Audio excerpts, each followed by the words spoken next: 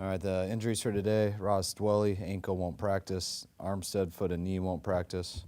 Burford, knee, won't practice. Luter, hamstring, won't practice. Elijah Mitchell, knee, won't practice. Ray, rib, limited. Go ahead. You mentioned the other day that you get more information on Armstead. What is kind of the prognosis now? It's not an exact. I mean, it's not a number. It's not ACL, MCL, nothing I would be able to remember to tell you guys. So I'd be surprised if he's ready this week. Still haven't ruled him out yet, but it might be a week or two. What happened to Elijah Mitchell? His knee was sore, just still sore, but nothing big right now, just still sore from the game. Just to clarify, it doesn't look like it's a long-term injury for Eric Armstead. Hope not. That's why I'm hoping I can't rule him out for this week, but it's the fact that I'm saying already that I'd be surprised if he played this week. It's got to see how long it lasts. Kinlaw, especially the last few weeks, the way he's played? I've been really started about, I want to say almost right when we got back from our bye week. Since then, like Kinlaw's game has gone up each week. I think it gets better and better each week. He's finally strong enough, practice together, and being healthy this season that I think he's really starting to get into true. He is in football shape, but he's starting to play enough to where he improves every time he plays now. Same with the practice field, and I think he's really helped us out, and he's taking some big steps going forward. Even before all the sideline stuff with Greenlaw last game, he did pick up the personal foul for the way he tackled. His eighth unnecessary roughness in the last 3 years. Nick called him the enforcer of this team. Obviously, that there's a physical tone he sets. How important do you think that is, and how close to the line do you worry about a player like that? I think it's extremely important, and I think Dre's as good at it as anyone I've been around. I think Dre is our enforcer. He's our most physical hitter. We got a lot of guys who hit, but I think it's when he shows up more than others, which when his own teammates say that, I think that's the respect they give him. I think Dre is unbelievable at it, how physical he plays and how hard he goes. The fact that it always looks close, but I know how hard Dre is not a dirty player at all. He plays one way, and he is always, that's why he was so frustrated, because he is trying so hard not to break the rules. In his mind, he wasn't completely slamming a guy. He's guy's 3 yards in bounds, and he's trying his hardest to get him down, and everything he does is physical. And if you can see at the end, he tried to let up at the last second. It was a lighter player, and Dre's pretty strong. Now, he should have been penalized for that. You can't slam a guy. I know the person. I know how hard and conscientious he is. I know how hard the one time he got ejected for the helmet-to-helmet on Herbert, and he should have, but that was a cutback and him trying to go right to the change, and it was just an unfortunate deal. But I've seen some physical guys in this league who do lean towards the aggressive side, not in a good way. And I can't tell you guys how hard Dre tries to not get a penalty. And when he does, it's usually right there on the line. And when you're a physical player like him, that to me jumps off the screen to not just players in the league, but to the fans and anyone. They look for it. And it is a fine line, but his intent is exactly what you want in a football player. Do you excuse him for the stuff afterwards because he was touched by or is that something you still say you can't do that, react to something? We show all that stuff. I mean, there was a guy, we showed on Thanksgiving, they tried to flip our player at the end of field goal. They flipped Kinlaw on his head. They got a personal foul. Chase Young pointed at someone smiling. I'm showing it all in the view, and we're all just laughing. It's not a big deal. The other player's laughing at him. Then the next day on Friday, same thing happened in the Jets game. They tried to flip a player, Jets versus Miami, and they got in a scuffle, penalties through, and one of the players went to point at a guy, and someone bumped his arm and it hit a ref in the face, and he got ejected. And so I go back and I show Chase why his point is a big deal. His intent's fine, you're smiling, you're laughing. You don't get how close this stuff is, that you accidentally hit someone in the face and you're out. I was shocked. I stick up for Dre that he was put in a situation from somebody that didn't have to do with the game. That's what bothered me. When I look at him, still don't think he punched him in the face, but whatever that was, it's not allowed. And you can't give anyone a doubt, especially in a physical game like that. What happened last year, I know how hard the NFL and the refs are going to make sure it doesn't get carried away. So that's stuff we talk about all the time. If you get a penalty, you're wrong. and we got to work our way to always do that in every aspect, and that's what we do. I just thought it was unfortunate he got ejected for that. Had nothing wrong with the penalties. I just was surprised he got ejected for what he did and to someone who wasn't involved in the game. Do you feel that he has developed like a reputation unfairly and doesn't get the benefit of the doubt in those like 50-50 moments? Yeah, well, I think it goes back to what I was initially saying about him. When you have someone who plays the way he does, that's what people are looking for, because it's always close. But that's why every time he hits someone clean and stuff, you usually see sidelines pointing out what he did wrong and stuff, because he's just a physical player, and that's why he's so good. But it's not something like, we have a big problem here with 15-yard penalties.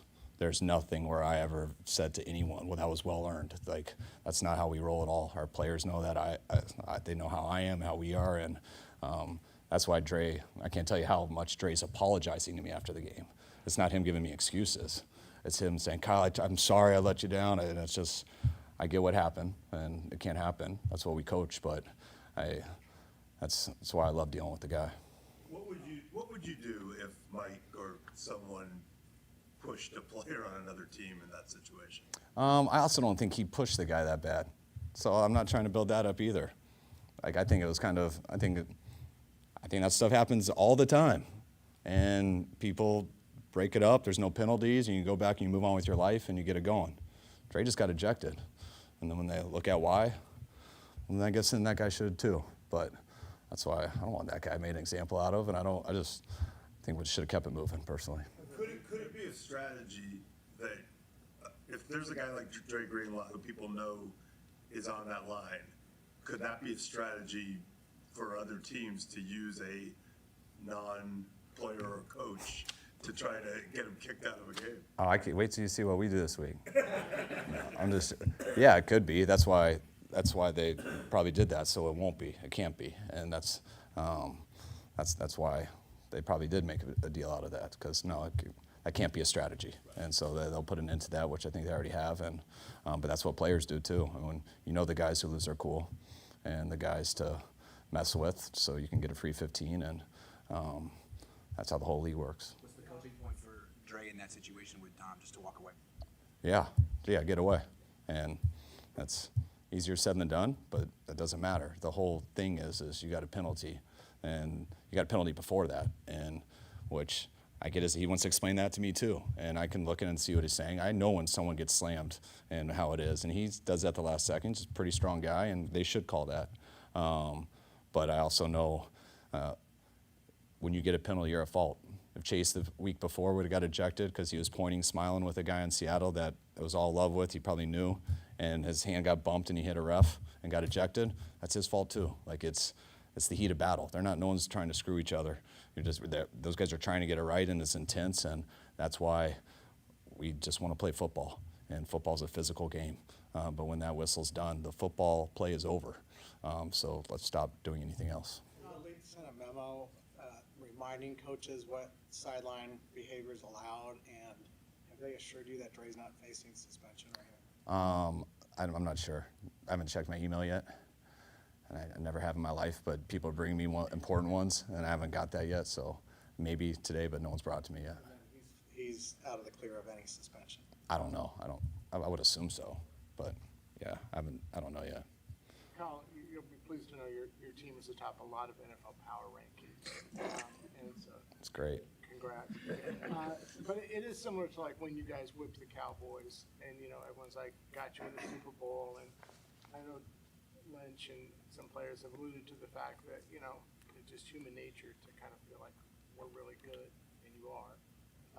But maybe that was at least a little part of it through the losing streak. Do you have to address that, or do you plan to address that? Yeah, I talk to the guys. I mean, I talk to them always. So, and I think people know from that experience how that felt, and I don't think that's why we played bad, but I don't think it helped us. And that's just, I mean, as Bobby T and my dad say, that's why people sell papers. I say that's why people try to get clicks, but everything's going to be extreme. I mean, you're going to be either really, really good or really, really bad, and that's just how it works, and that's what's great about our league, but that has nothing to do with us. And I mean, that game, I know the end result looked really good, but you guys saw it could go any way. They brought in a one score there in the third quarter after Dre got kicked out. There was easily could have been down 21-0 after the first quarter. There's a very fine line there between 2 to 5 plays, and it ends up looking like the game got out of hand. But it's very similar to the Thursday night game versus Seattle. That was a close game. Luckily, our defense stayed strong there in that third quarter rally. But that was right there, and just a couple plays, and then it doesn't look close, but they're always close. Deebo is the first receiver since Jerry Rice for this organization to be named NFC Offensive Player of the Week 3 times. How special is he to the 49ers? Deebo's awesome. Just as you guys know, he's a special guy when he gets that ball in his hands, and him and Jerry are probably wired a little bit differently how they play the game, but they both played at a high level and really helped the Niners out a lot. On the Deebo tunnel screen, when I watched it again, I saw that McCaffrey really sold the halfback toss, and I don't think Deebo scores without that play fake on the backside. Did you show that to the team this week? And is that your guys' culture, or is that all CMC? That's our culture, but when we point that all out, and when someone doesn't do it, we point that out also. So guys have pressure on each other to not let the other guy down. But I will say Christian is the best player I've ever been around without the ball in his hand. Just the little things he does that are so obsessive. Like, yeah, everybody carry out fakes and stuff, but he goes to the extreme, and it's unbelievable. 15th game against Pete Carroll since you've been here. Does game planning get easier or harder the more familiarity you have with an opponent? They've changed coordinators a number of times. I think easier would be the wrong word. I think we both understand how our teams are going to be. So you don't have to overcomplicate things too much, which I guess when you don't overcomplicate things, it makes it easier, but it's not as in either of us are easy to go against. I know what we're going to get from them, and I think they know what they're going to get from us, and that's why it's going to be a battle. Feel of Logan Ryan, and what can he add? Just losing the safeties that we have this year and stuff, and knowing that there's a guy out there like Logan who I don't know personally, but playing against him a bunch, whether it was at corner, nickel, or safety, you could just always tell he was a very hard guy to schematically beat, very aware player, very similar to how Gip was before we got him, and things like that. So when you do lose a lot of guys, you'd love to have an option to bring in a guy who's played some football and doesn't have to learn everything for the first time. He's been around enough to understand it, and I was glad we were able to get him in here. I know you love grinding punter tape, but with Mitch, how much of an impact is he making on this team, especially given kind of the limited opportunities that he's getting? Mitch is huge. I don't know the stats. You guys check him out because they're awesome, but like how many punts he has inside the 5 or 10 compared to the next guy. He's been so automatic with that, how hard his punts are to catch, the way he can knuckle it and things like that, and he's been a stud this year. It's been really good. First Seattle game, Pete, instead of going with his typical 5-man surface, gave a lot of 4-man looks up front. Were you surprised by that? And what's behind a wrinkle like that? No, they started doing that since like week 2. I think it had to do more with just their personnel. They got a lot of depth. They got a number of corners. They got a number of safeties. It's just how you want to deploy them. If you have 5 bigs on the field, then you're going to have 1 less corner. You're going to have an extra safety there. So it's you'd have to ask him, but I think they're trying to get their best players out there, and they mix it up a bunch. But that's kind of who their team has become this year.